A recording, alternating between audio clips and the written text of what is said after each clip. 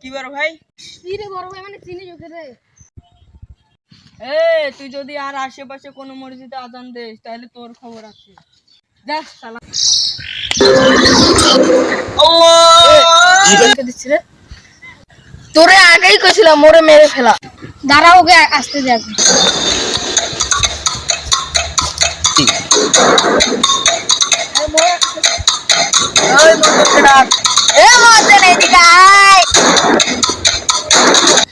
ভাই মুয়াজ্জিন, তোরা না আজান দিতে বারণ করছিলাম, তারপরে তুই কথা শুনলি না।